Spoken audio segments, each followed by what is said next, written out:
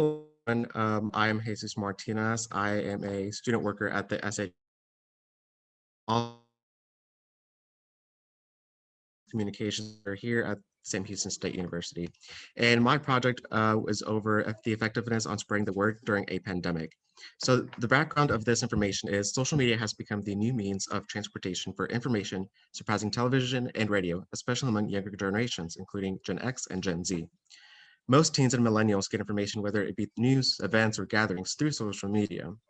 During the COVID-19 pandemic, social media became a lifeline to those seeking organizations for food distributions, while Americans were either unemployed or lacked the resources. The Food Pantry at SHSU was one of those organizations giving to the Sam Houston State University and community. And the purpose of this research is to focus on what social media platforms between Facebook, Instagram, and Twitter were most effective on the dissemination of information regarding food distribution during the pandemic. And the method I used for this research project was obtained through the SHSU media, social media insights and analytics, which included Facebook, Instagram, and Twitter. And as you can see in the chart here, the conclusion we came up with is that were really unexpected. The percentage of social media likes on Twitter and Instagram decreased after March 16th, which was the post-COVID date we set, which is when we were supposed to come back from spring break, but we did not. And the percentage of impressions on Twitter and Facebook also fell after March 16th. And out of these three major platforms, one of the most effective because of the increase in the percentage of likes after March 16th. So if we zoom into the graph here, I'll zoom in, you can tell that the number of likes before the pandemic were pretty stable.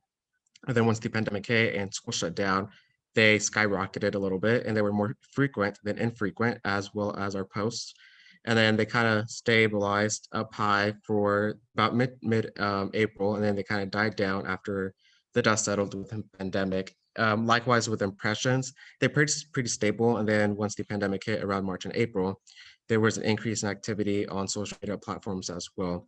I will say one of the Instagram does not offer impressions on their platform unless you are a business platform, and the social media or the Instagram account for the Food Pantry is not a business account. So we do not have access to those, to that data. And if you look here, a graphic, the number of posts posted on each platform were 70 on Facebook, 53 on Instagram, and 29 on Twitter. And the percentage of likes was on Facebook was 7.69. This was a comparison to the number of posts that were made. 2.1% on Instagram and 7.94% on Twitter. And as you can see here, from pre-pandemic to post-pandemic, the percentage of likes on Twitter fell, as well as on Instagram, but increased in Facebook. Likewise, the number of impressions fell on Twitter, but also fell on Facebook, meaning not as our posts, the Food Pantry's posts were not as commonly seen by users on these platforms prior to the pandemic, but likes and engagement did increase on Facebook post-pandemic.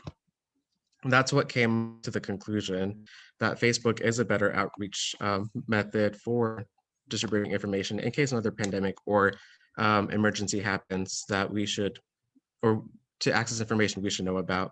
And in times of crisis, our research, like I said, demonstrated that Twitter and Facebook were the most efficient forms of media to rely on information from an organization to an audience. After March 16th, raw impressions on Twitter and Facebook significantly increased, especially on Twitter. It is still unclear whether Instagram could be a potential venue to promote important information. Ultimately, the quote unquote best social media platform to spread information between Twitter and Facebook comes down to the age demographics. Facebook is widely used by older adults, while Twitter is used by younger adults. When promoting information, know who your audience target is. If your audience target is college age student, your best bet would be to use Twitter. If your audience target is towards adults and families, use Facebook to optimize your message to the most important people. And that would be the end of my presentation. Thank you.